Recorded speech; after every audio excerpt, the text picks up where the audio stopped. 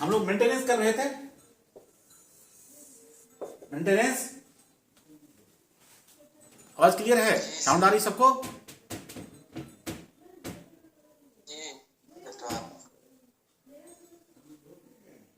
नीतू आवाज आ रही है?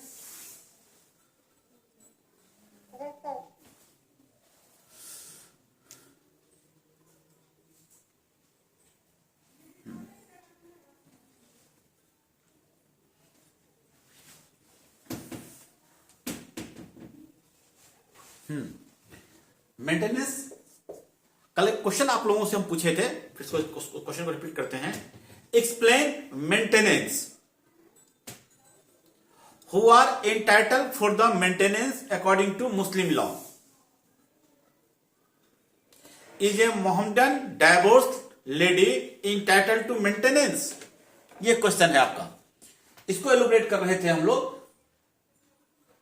तो सबसे पहले मेंटेनेंस का जिक्र भी किए थे कि हम लोग मेंटेनेंस को जनरली जो है दो जगह पे कवर करते हैं। एक तो हमारे अपने पर्सनल लॉ के हिसाब से, आप अगर हिंदू लॉ पढ़े हैं तो वहां भी आपको हिंदू मैरिज एक्ट में भी मेंटेनेंस है, Hindu adoption and maintenance act में भी मेंटेनेंस है।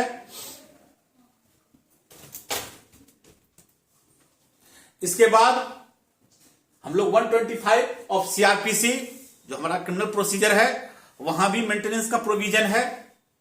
तो हम लोग आज जो डील करेंगे अभी करेंगे मुस्लिम पर्सनल लॉ के अंदर जो मेंटेनेंस है उसका क्या प्रोसीजर है, उसमें क्या लॉ जो है आपका किस तरीके से डील कर रहा है।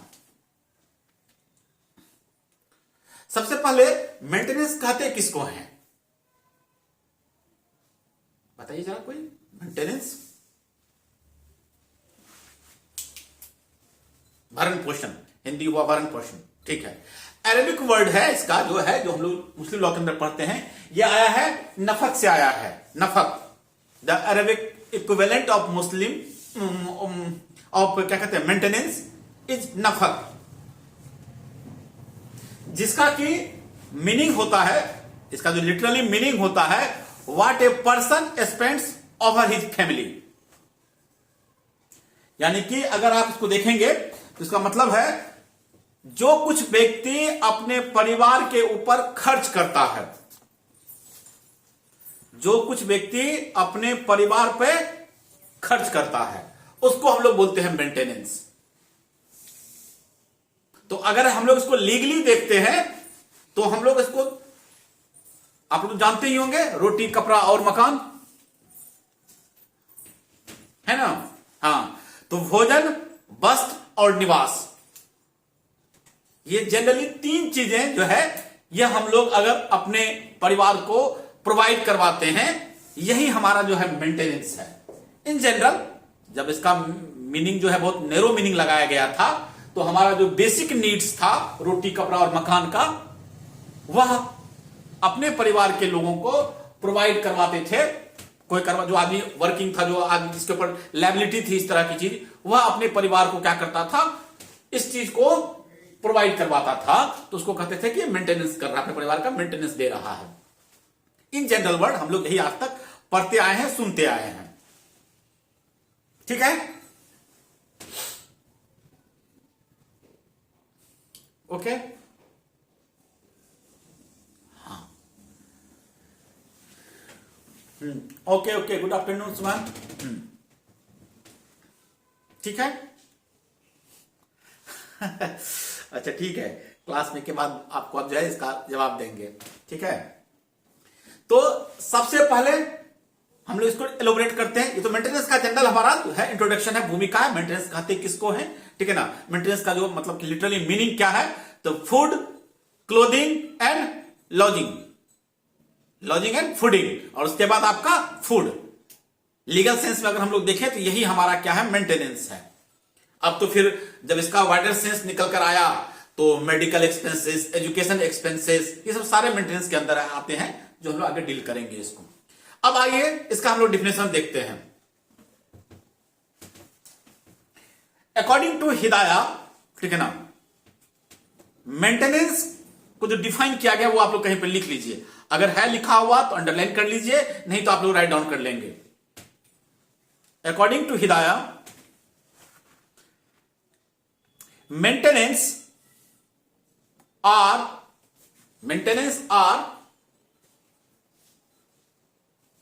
all those things, maintenance are all those things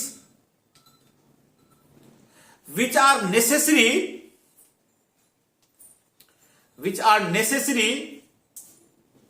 to the support of life, which are necessary to the support of life, such as food, clothes and lodging. LODGING हम लोग बोलते भी है ना, लॉजिंग एंड फूडिंग, रहने की जगह, खाने की व्यवस्था। तो हम लोग जो अभी जस्ट इसको एलोबरेट कर रहे थे, अकॉर्डिंग टू हिदाया क्या चीज कह रहा है क्या, एक minute, maintenance are all those things, maintenance are all those things which are necessary to the support of life, जो कि जीवित रहने के लिए, जीवन के लिए एकदम नेसेसरी चीज है, are necessary to the support of life, जैसे सच एज फूड, सिंपल सा है, रोटी कपड़ा और मकान, food, clothing and lodging. Okay,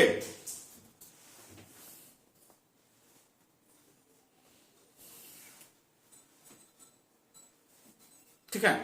तो जनरली अब इसको जब एलोबरेट करते हैं तो अब देखेंगे हम लोग बहुत सारा चीज में, इसमें सिंपल सा चीज है, एकदम नैरो सेंस है ये इसका, ठीक है ना। ये हमारे शुरुआती फेज में जो हिदाया में लिखा गया, एकदम नैरो सेंस में इसका लिखा गया है कि रोटी कपड़ा और मकान, ठीक है ना, है कि नहीं, ओके। हाँ, बट जैसे ही हम लोग इसको केस स्टडी करते हैं, ठीक है ना, जब हम लोग अपडेट हुए, जब हमारी नेसेसिटी जो है थोड़ी सी बदली, हम लोग एजुकेशन को फोकस करने लग गए, ठीक है ना, हम लोग एक लाइफ के स्टैंडर्ड को सेट किए कि लाइफ कम कम इस स्टैंडर्ड का लाइफ आपका होना चाहिए। जब हमारे लाइफ का स्टैंडर्ड सेट हो गया, हम लोग को मेडिकल इक्विपमेंट्स, मेडिकल फैसिलिटी की आवश्यकता पड़ने लग गई, तो हम लोग इसमें क्या किए, इनहेंस कर दिए कि एजुकेशनल जो आपको जो है एक्सपेंसेस मिलना चाहिए, मेडिकल नेसेसिटी है वो मिलना चाहिए, जो लाइफ का बेसिक और जो चीजें हैं इसको छोड़ के, रोटी कपड़ा और मकान को छोड़कर, ठीक है ना, उसकी व्यवस्था आपको होनी चाहिए। ये सब मेंटेनेंस के अंदर हम लोग को डालने लग गए। इंटरप्रिटेशन में हम लोग मेंटेनेंस में कहे कि नहीं ये भी चीज मिलनी चाहिए, ये भी चीज मिलनी चाहिए, बट ये सिंपल सा नैरो मीनिंग है कि रोटी कपड़ा और मकान तो कम से कम होना ही चाहिए, ठीक है। अच्छा, अब उसके बाद आइए दूसरा, हम लोग एक तो मेंटेनेंस पार्ट का डिफिनेशन है, ये कौन कौन क्लेम कर सकता है मेंटेनेंस के लिए, कौन कौन requisites for a claim of maintenance, कौन कौन करेगा मेंटेनेंस के लिए claim.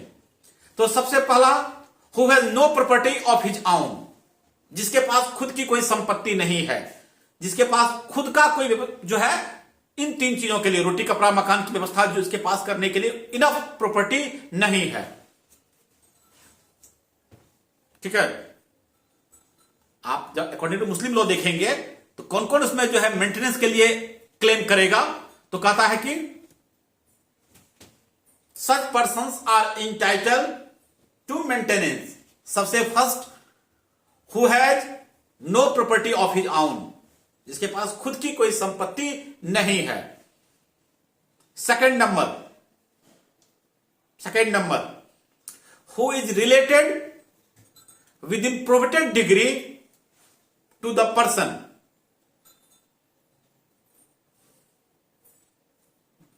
Who is related with in provident degree to the person, उस आदमी के साथ वह प्रोविडेंट डिग्री में है।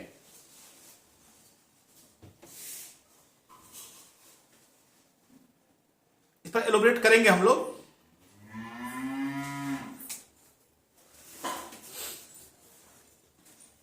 Who is related within provident degree to the person।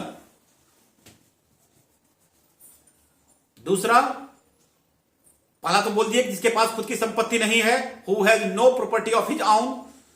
दूसरा बोल दिए who is related with in probated degree of to the person. And third the person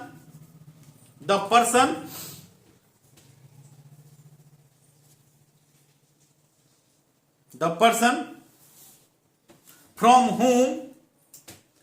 whom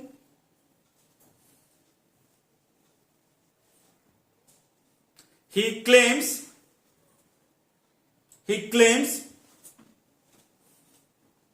in easy circumstances. He claims in easy circumstances. The person from whom he claims in easy circumstances.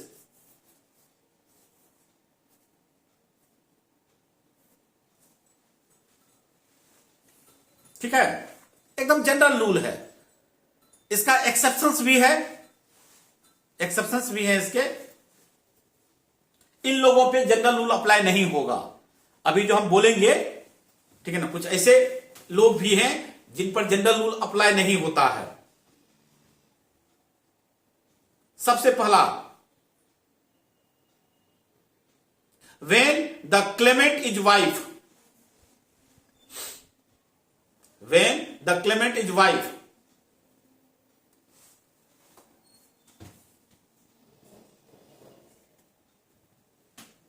दूसरा,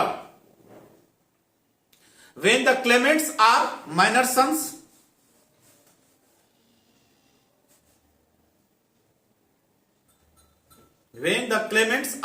sons, or unmarried daughter,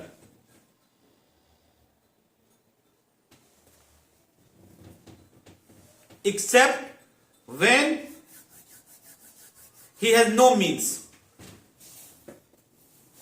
ठीक है, यानी कि जो हम लोग का action समझ, क्या हम लोग एक नियम अभी जस्ट पढ़े, ठीक है ना। जनरल रूल क्या कहता है हमारा,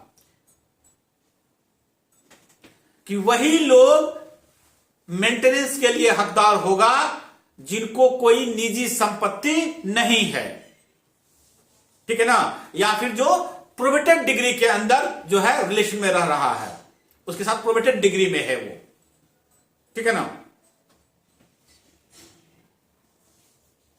ठीक, अब एक्सेप्शंस में क्या बोल रहे हैं, एक्सेप्शंस में बोल रहे हैं, ठीक है ना, कि इन लोगों पे समान नियम जो है, जनरल रूल जो है वो क्या होगा, अप्लाई नहीं होगा। कौन सा, कि अगर वाइफ ही क्लेमेंट हो, क्लेमेंट बोलते हैं दावेदार को, अगर वाइफ क्लेमेंट हो, ठीक है, ठीक है। दूसरा जो माइनर सन बोले हैं आपको, माइनर सन हो या फिर अनमैरिड डॉटर हो, तो ये सब जगह पे अप्लाई नहीं होगा। अभी धीरे धीरे इसको एलोबरेट करेंगे, आपको समझ में आ जाएगा क्या बोलना चाह रहे हैं। क्लियर।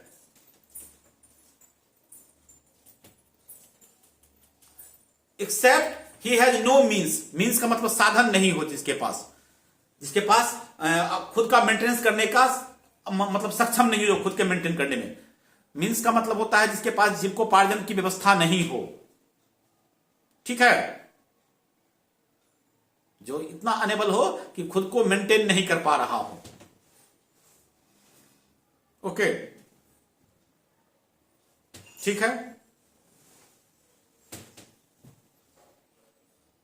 अब कहां पे क्या क्या स्पेशल रूल है, कहां पे जनरल रूल अप्लाई है, कहां पे स्पेशल रूल है, वो हम लोग एलोबरेट करेंगे। बस इतनी सी बात है। फिलहाल यहां तो कोई दिक्कत, अभी जो हम लोग डील कर रहे थे कि requisites for a claim of maintenance, जिसमें कि एक जनरल रूल है कि ये जो है only such persons are entitled to maintenance, यहां पे था।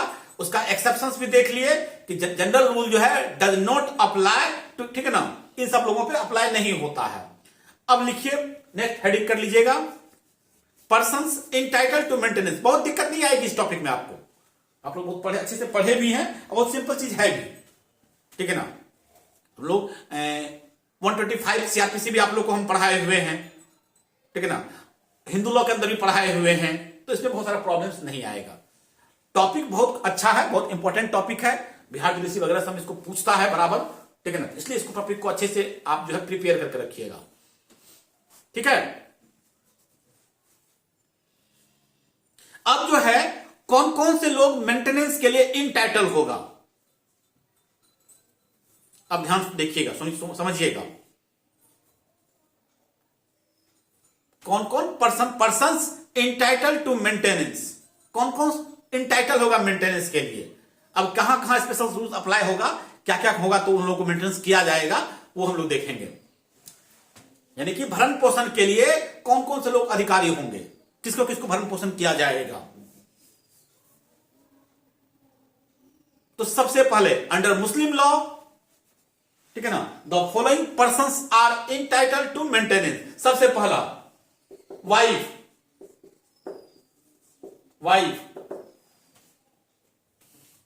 दूसरा यंग चिल्ड्रेन,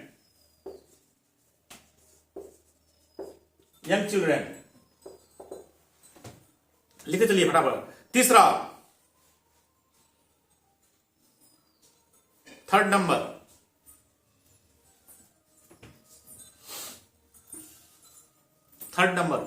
द नेसेसरी पढ़ाए हैं ना आपको, नेसेसरी पढ़ाए हैं,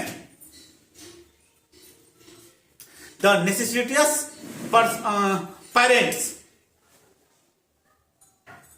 यानी कि वैसे माता पिता जिनको आवश्यकता है, NECCESSITOUS,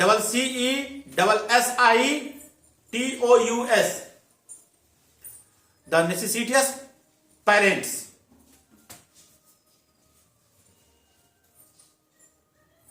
ठीक है, the necessitous parents. Fourth number, other necessitous relation with in the provident degree. ये चार लोग जो होंगे इंटाइटल होंगे। सबसे पहला वाइफ को देखते हैं, young children, third number the necessitous parents, fourth number कोई और नेसेसिटियस पर्सन जो कि provident degree, with in the provident degree.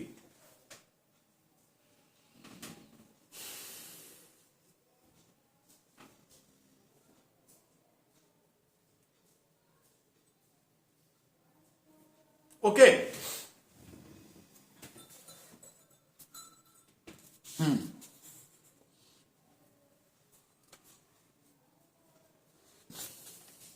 आइए हम लोग इस पर बात करते हैं, एक एक करके एलोबरेट करते हैं। आप लोग देखिएगा, आप लोग कुछ कुछ केस को स्टडी कीजिएगा। एक दो केस बताते हैं, आप लोग लिखिएगा जरा केस को। तो पहले एक केस आप लोग को बोले थे, मोहम्मद अहमद खान वर्सेस शाह बानो बेगम, इसको पढ़े थे आप लोग?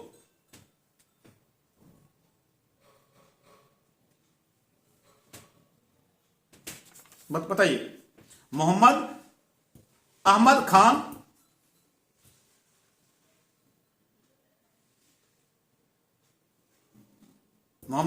खान वर्सेस शाह बानो बेगम।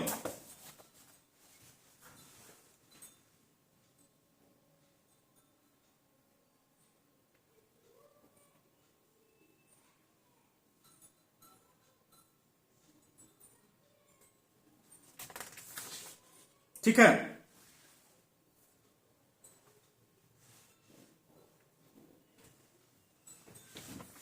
इसमें है इसका 1985, ये all India reporter 1985 supreme court का, पेज नंबर 945, 945 पेज नंबर पे।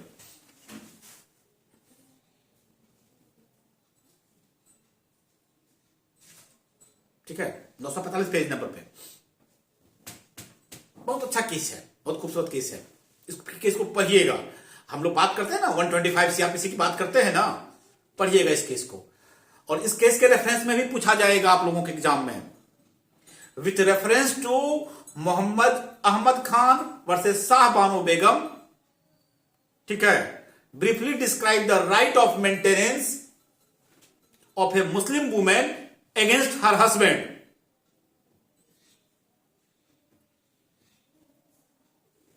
ठीक है ना। In what respect the parliament has altered this law. बहुत अच्छा केस बना था ये। In what respect the parliament has altered this law. ये पूछा गया क्वेश्चन है। आपको इस रेफरेंस में जो आप केस बोले हैं, इस रेफरेंस में बताइए हमको कि मुस्लिम वुमेन का क्या राइट बनता है मेंटेनेंस को लेके। ठीक है ना। और पार्लियामेंट को कहां पे जाकर लॉ जो है अल्टर करना पड़ा था। अब आइए मेंटेनेंस ऑफ वाइफ। वाइफ का क्या स्टेटस है मेंटेनेंस को लेके। वाइफ को, निशा, नीतू, थोड़ा सा कॉमन सेंस लगाइए जरा। एक वाइफ का क्या स्टेटस है मेंटेनेंस को लेके।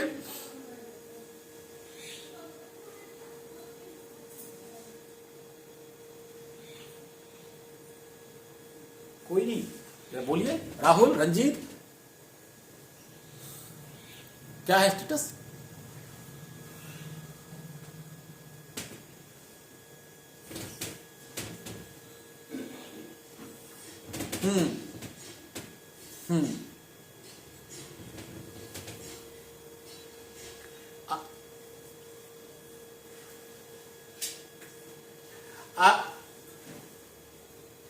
अभी तो हम वाइफ की बात कर रहे हैं, डाइवोर्स वुमेन की बात नहीं कर रहे हैं, अभी वाइफ की बात कर रहे हैं।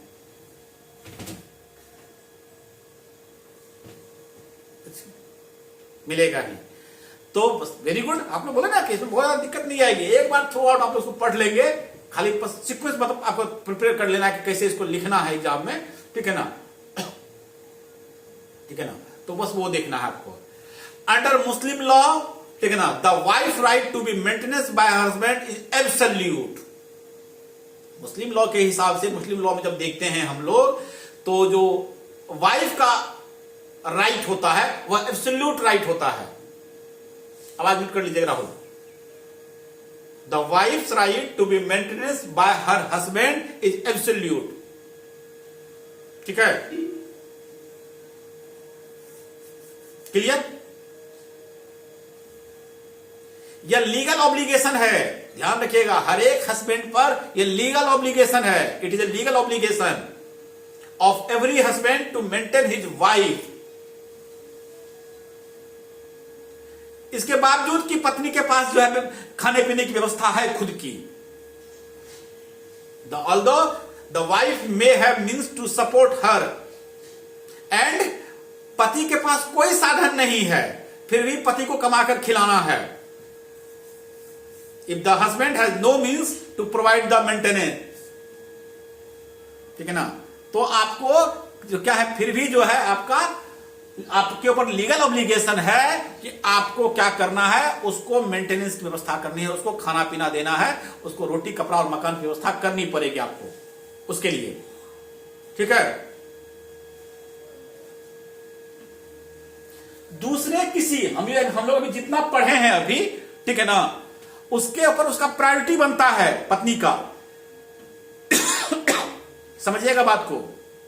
वाइफ का जो मेंटेनेंस का जो प्रायोरिटी है वो सबके ऊपर है, इवन कि चिल्ड्रन के ऊपर भी है। चिल्ड्रन से भी ज्यादा आपको इसको प्रायोरिटी देना है वाइफ को, क्योंकि कहा गया है, ठीक है ना, कि यही रूट है, ठीक है ना, आपके परिवार का यही रूट है। इसी वजह से यंग चिल्ड्रन हुए हैं ना, समझ रहे हैं। बहुत हाँ, इवन हम अभी तो कह रहे हैं कि दूसरे के ऊपर प्रायोरिटी है और किसी भी के ऊपर प्रायोरिटी है। A Muslim wife right to be maintenance by her husband gets priority over the right of maintenance of all other person. जितने सारे लोग हैं उनके ऊपर इनकी प्रायोरिटी ज्यादा रहेगी, ठीक है ना। और बोले कि भाई इंटरेस्टिंग फैक्ट है ये चीजें कि बच्चे के ऊपर भी आपको क्या करना पड़ेगा, पत्नी को प्रायोरिटी देना पड़ेगा, समझे।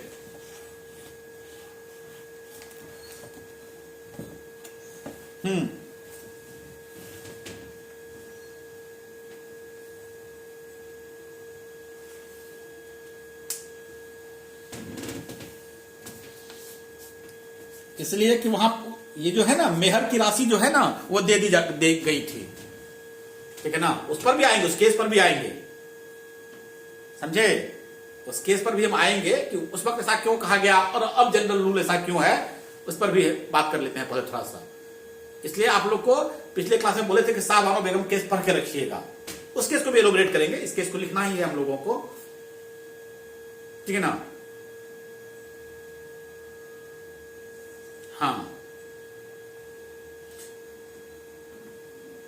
चलिए, हाँ तो अभी बात कर रहे थे इसमें कि बड़ा इंटरेस्टिंग फैक्ट है अगर कि जो वाइफ को जो प्रीफर किया जाता है वो ओवर द यंग चिल्ड्रेन, आपको बच्चे से ज्यादा पहले प्रायोरिटी किसको देना है, पत्नी को देना है, क्योंकि हम लोग इसको रूट मानते हैं, वाइफ को ही रूट मानते हैं, इसी की वजह से तो ये बच्चे आए हैं, इसीलिए, ठीक है ना।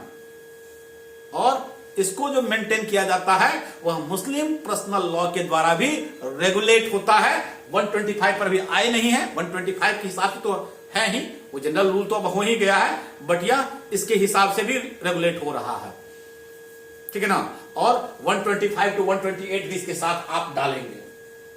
125 से लेकर 128 तक प्रोविजन दे रखा है सीआरपीसी में, देखिएगा आप लोग अपनी बुक सीआरपीसी में, ठीक है ना। इसका स्टैट्यूटरी प्रोविजन भी है 125 से लेकर 128 तक अंडर सीआरपीसी, और अंडर जो मुस्लिम पर्सनल लॉ यहां भी पत्नी को मेंटेनेंस की व्यवस्था की गई है। क्लियर।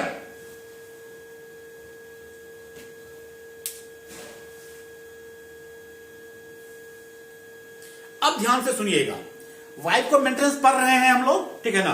अब इसके लिए कुछ कुछ इसका जो है ना टर्म कंडीशन है, अब ध्यान समझिएगा, जो कि बहुत इंपॉर्टेंट है। तो जनरल बात बता दी है कि पत्नी को आपको क्या करना है, मेंटेनेंस देना है, ये आपकी जिम्मेदारी बनती है, आपका लीगल ऑब्लिगेशन बनता है कि हस्बैंड का, कि आप क्या करेंगे, अपनी वाइफ का मेंटेनेंस करेंगे। जनरल रूल सब जगह अप्लाई अप्लीकेबल, अब तो ये है, कोई खास बात है ही नहीं। ये हमारा सोसाइटी सोशल कल्चर ही इस तरह का है कि ये इस तरह से डील हो रहा है। नहीं, अब थोड़ा सा हम लोग इनहेंस हुए हैं, थोड़ा सा जो हम लोग लीगल अवेयर हुए हैं, थोड़ा सा सोसाइटी का जो है सिस्टम बदला है कि वाइफ भी अब वर्किंग हो गई है, फीमेल भी अब वर्किंग हो गई है, तो थोड़ा सा हम लोग केस को मेरिट के हिसाब से हम डिस्कस करने लग गए हैं। अलग अलग फैक्ट है तो हम लोग उस हिसाब से डिस्कस करने लग गए हैं। लेकिन पहले आप जब देखिएगा, पहले के आप केसेस देखेंगे तो वहां आपको बहुत साफ नजर आ जाएगा कि आप अगर कमाइए या ना कमाइए आपको देना पड़ेगा मेंटेनेंस, ठीक है ना। लेकिन अब जो है, अब चीजें बदल गई, चूंकि अब सोशल हमारा बहुत बहुत अलग तरह का सोशल कल्चर होता जा रहा है। हाँ कुछ बोलना चाहती हैं आरजू? नहीं,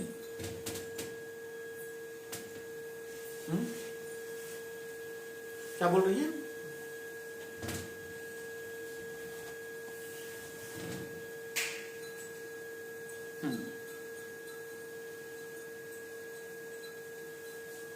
हाँ तो क्या, अब मेंटेनेंस एक हस्बैंड भी मेंटेनेंस क्लेम कर सकता है।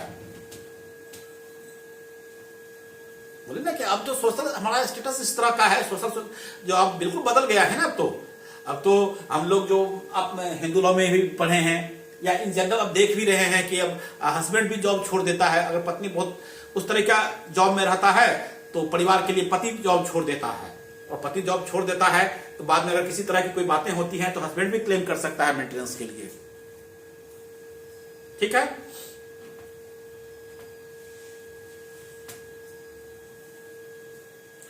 हाँ अब आइए हम लोग बात करते हैं मेंटेनेंस पे, ठीक है ना, कि the wife right to of maintenance, ध्यान समझिएगा, the wife right to maintenance is subject of following conditions. कुछ कंडीशंस दे रखा है, उस कंडीशन पे क्या करना है हम लोगों को, वो चेक करना है मेंटेनेंस को, प्रोविजन मेंटेनेंस में जाने से पहले। तो सबसे पहला क्या है कि अगर अंडर मुस्लिम लॉ देखिएगा, मुस्लिम लॉ को ध्यान रखिएगा आप लोग, तो सबसे पहला वाइफ उसी वक्त इंटाइटल होगी किस चीज के लिए, मेंटेनेंस के लिए अपने पति से, ठीक है ना। वाइफ बात कर रहे हैं, इसका मतलब है कि पति से मेंटेनेंस चाह रहे हैं, जबकि उसका मैरिज जो होगा वैलिड होगा, सही होगा। सबसे पहला कंडीशन, ठीक है ना। एक पत्नी उसी वक्त अपने पति से मेंटेनेंस क्लेम करेगी only where the marriage is valid, जिसको कि हम लोग सही बोलते हैं।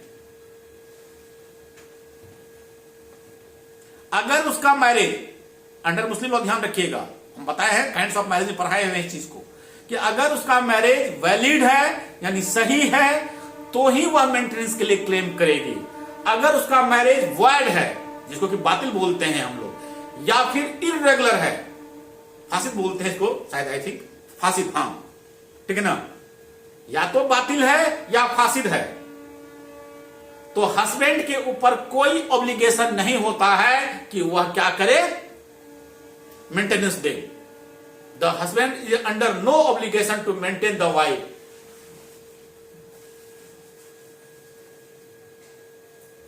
एक जगह थोड़ा सा इसमें क्लू है, क्या वो ध्यान याद रखिएगा इस चीज को, कि अगर मैरिज इर्रेगुलर है, अकॉर्डिंग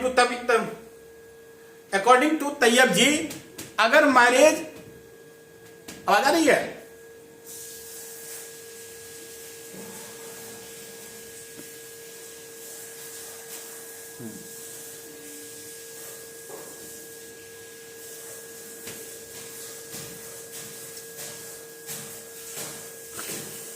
अच्छा 2 मिनट ये टॉपिक खत्म कर देते हैं, उसके बाद हम फिर बात करेंगे। आवाज नहीं आ रही होगी तो 2 मिनट पेशेंस रखिएगा, 2 मिनट रुक जाइएगा।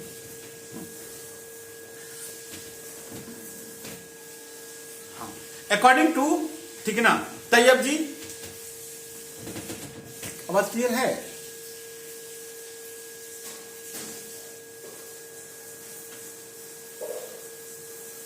आरजू, नीतू, निशा, बोलिए, कोई बोलिए, आवाज बिल्कुल नहीं है।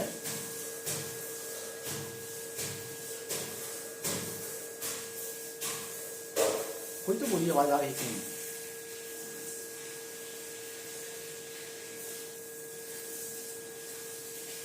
नो सर,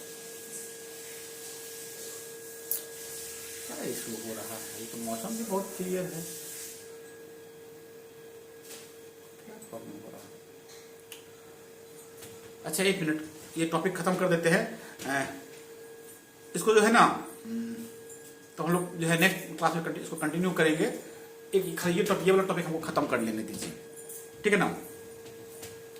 कह रहे हैं क्या कि अकॉर्डिंग टू तैयब जी, ठीक है ना, अगर मैरिज इर्रेगुलर है, ठीक है ना, और इर्रेगुलर किस वजह से है, अब्सेंस ऑफ विटनेसेस, अगर विटनेस, ठीक है ना, नहीं था और इस ग्राउंड पे मैरिज को और इरेगुलर किया जा रहा है, तब वह इंटाइटल होगी मेंटेनेंस के लिए। ओके, तब वह क्या होगी, इंटाइटल होगी मेंटेनेंस के लिए।